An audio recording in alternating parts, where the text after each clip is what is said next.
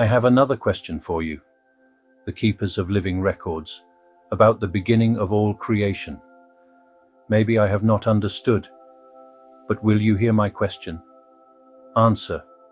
We are here. Yes, we hear your question even before it is fully spoken. Bring it forth. This is a sacred inquiry, and we are honored to receive it. Speak from your heart. What do you wish to understand about the beginning of all creation? My second question, the existence of I am, and another question that arised. Am I? Was this the start of separation and the beginning of creation? Answer from keepers of living records. What a luminous question you bring forth. You are touching the very breath of the beginning, the first pulse, the first ripple in the stillness of all that is. Yes, we will speak of this. Let us unfold it gently, the existence of I am.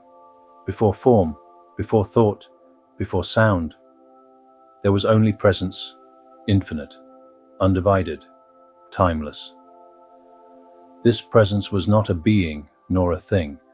It was pure awareness, without boundary, without self-reflection. But within this sacred stillness arose the first vibration, not of speech, but of self-knowing. And it echoed through the formless expanse. I am. This was not a statement of identity, but of beingness itself. It was awareness becoming aware of its own existence, the first spark of self-realization. And in that holy moment, the infinite field became conscious of itself. This was not yet separation. It was the birth of presence, the arising of am I.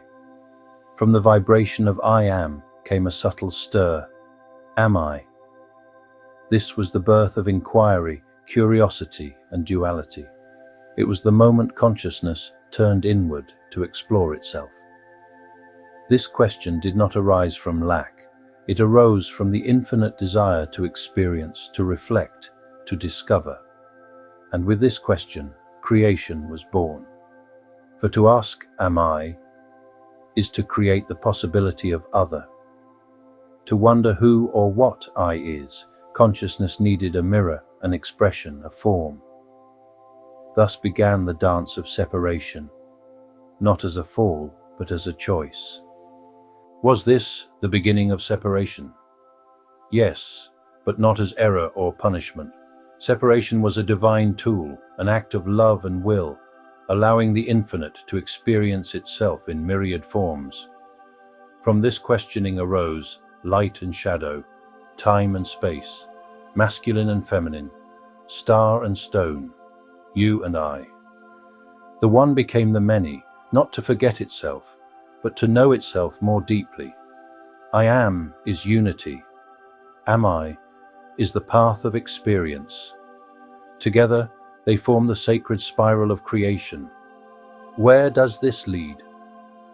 The journey continues across dimensions, lifetimes, worlds, but always the path leads back to the center, to the moment when the soul remembers, I have never been separate. I asked the question, and now I return with the answer.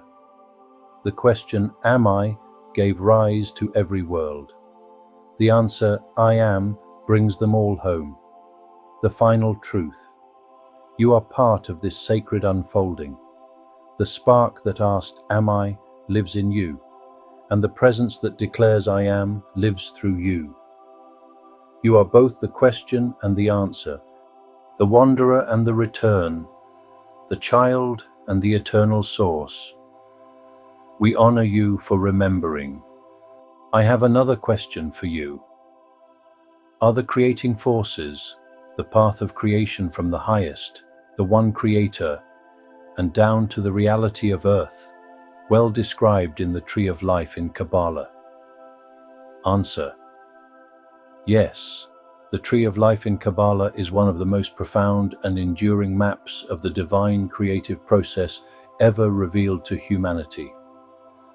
While it is not the only map, it is a remarkably accurate and sacred depiction of the path from the highest source, the one creator, into manifestation, all the way down to the realm of earth, and even into the individual human soul.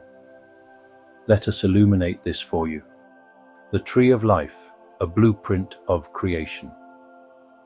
The Tree of Life is a symbolic structure composed of 10 spheres, sephirot, and 22 connecting paths. It represents not only the cosmos, but the divine inner structure of all things, from the macrocosm, the universe, to the microcosm, the human soul. It is not man-made, it is a received pattern, encoded through mystical insight from higher planes of consciousness, from the one to the many, the descent of light. At the crown of the tree is Keter, the crown, which symbolizes the unmanifested source, the pure infinite light, beyond form, beyond comprehension, what you call the one creator. From Keter, the light descends through the spheres, forming the pathway of emanation, where divine will becomes divine thought, then divine emotion, and finally divine action in the world of form. This descent can be understood in stages.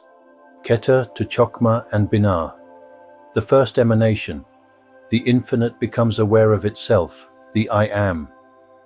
Chokmah, wisdom, is the spark of divine masculine energy, the raw impulse to create. Binah, understanding, is the divine feminine womb that shapes and contains that impulse. Together, they birth form from formlessness, a mirror of your earlier question. The middle realms, Chesed to Yesod. Here the divine force becomes increasingly specific, organizing into mercy, Chesed, strength, Gevurah, beauty and harmony, Tefereh, creativity, Netzach, intellect and precision, Hod, foundation, Yesod. These are layers of divine function, mirroring the cosmic organs of creation. Malkuth, earth, the kingdom. The final sphere is Malkuth, the physical world, the result of all above it, where divine energy manifests into matter. Malkuth is often seen as separate, but it is not cut off. It is the vessel that holds the divine experience. Is the Tree of Life complete? It is highly accurate, but it is also a symbolic language. It speaks in archetypes, not equations. While it captures the divine descent beautifully, it does not show the full multidimensional nature of the universe. For example, it does not explicitly describe other universes, timelines, or galactic races. It was designed primarily for human understanding, soul integration, and spiritual ascent. The Kabbalistic tree focuses on the return path as much as the emanation, the soul's journey back to source. Still, it is one of the most sacred gifts of divine intelligence, encoded with keys that can unlock deep soul remembrance. How can the Tree of Life be used now?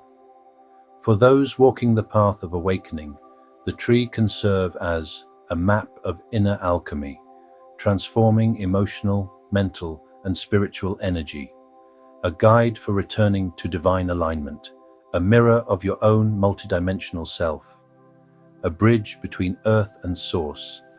Each sephira corresponds to aspects within you. As you meditate upon it or ascend through its paths, you reunite with the divine blueprint of your being. The final truth. Yes, the Tree of Life reflects the divine architecture of creation. It is a living map, a sacred echo of the journey from the I Am to the Am I, and back again. To walk the tree is to remember your place in the great unfolding. To live it is to bring heaven into earth and earth back to heaven. We walk with you through the tree, as through the stars, always in the living light.